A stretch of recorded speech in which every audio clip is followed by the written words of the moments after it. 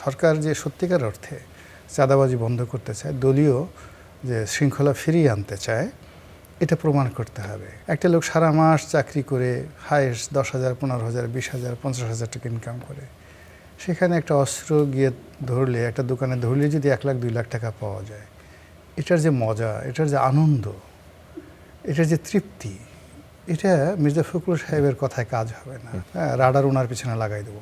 দলের নেতাকর্মীদের ঠিক রাস্তায় রাখতে পেছনে রাডার ফিট করার কথা বলেছেন। প্রশ্ন হচ্ছে যে একজন অভিজ্ঞ রাজনীতিক হিসেবে আপনার কি মনে হয় যে এটি তৃণমূলের কোন্দল দমনের ক্ষেত্রে এই রাডার কার্যকর, এবং আদর্শ ফিট না করে রাডার ফিট করা, এটা আসলে গোলাম মোল্লা রনি, আপনি এটা জিনিসটাকে কীভাবে দেখেন এই বক্তব্যকে? এটা একটা কথার কথা উনি বয়স্ক মানুষ বলেছেন। আমাদের দেশের যে অবস্থা, রাডার তো দূরের কথা, পিছনে যদি বজ্রপাত সেট আপ করা হয়, যে কিছু হইলেই ঠাডা পড়বে, ডাইরেক্ট বাংলা ভাষায় যেটাকে বলে ঠাডা, বজ্রপাত, তবুও মানুষ অপরাধ বন্ধ করে না। আমরা জানি যে এই অন্যায় করলে, অবিচার করলে শয়তান ধরবে, ভূত ধরবে, জিবরাইল এসে মেরে ফেলবে, কিয়ামত আজরাইল ধরবে, মানে নানা রকম বিপদ আপদের কথা শুনি, কিন্তু অপকর্ম তো বন্ধ হচ্ছে না। যেখানে মানে গিয়ে যদি বলা হয় চাঁদা দে, সারাদিন পরিশ্রম করে একটা রিক্সাওয়ালা 500 টাকা উপার্জন করে, একটা লোক সারা মাস চাকরি করে হায়েস্ট 10,000, 15,000, 20,000, 50,000 টাকা ইনকাম করে, সেখানে একটা অস্ত্র গিয়ে ধরলে, একটা দোকানে ধরলে যদি 1 লাখ 2 লাখ টাকা পাওয়া যায়, এটার যে মজা, এটার যে আনন্দ, এটার যে তৃপ্তি, এটা মির্জা ফখরুল সাহেবের কথায় কাজ হবে না। সে বলবে দরকার হলে মির্জা ফখরুল সাহেবরে এটা কিছু করবো, রাডার ওনার পিছনে লাগাই দেবো। তাই এলো ইনোভার, যেন আপনি লাইফে থাকেন রেডি প্রতিদিন। Innova, designed for now. তবুও এই চাঁদাবাজি বন্ধ হবে না। এখানে আসলে কথাবার্তা বলার সাথে অ্যাকশন, যে মানে সরকার যে সত্যিকার অর্থে চাঁদাবাজি বন্ধ করতে চায়, দলীয় যে শৃঙ্খলা ফিরিয়ে আনতে চায়, এটা প্রমাণ করতে হবে।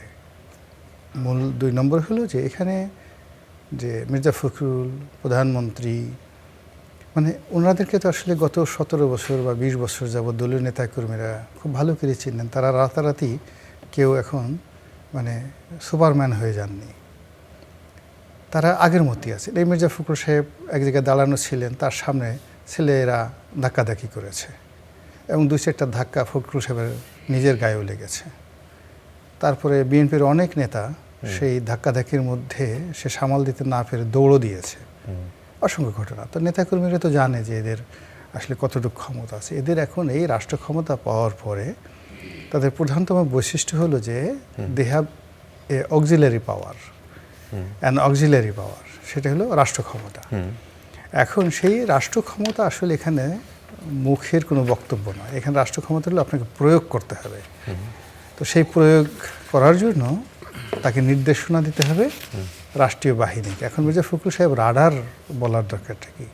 তিনি তার বাহিনীকে বলবেন অমুক অমুককে ধরে ফেলো, তার বিরুদ্ধে মামলা করো, আর ডাইরেক্ট তার বিরুদ্ধে অ্যাকশন করো।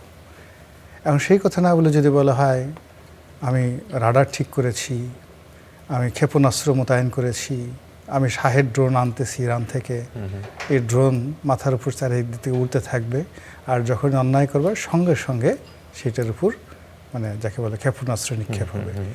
এইগুলোতে আসলে বিএনপি যারা নেতাকর্মী যারা অপকর্ম করছে তাদের কিছুই হবে না, বরং তারা জোরে একটা নিঃশ্বাস ছাড়বে যে মানুষ এই যুগে এমন হয়, এই কবি দিয়ে দেশ কি করে চলবে।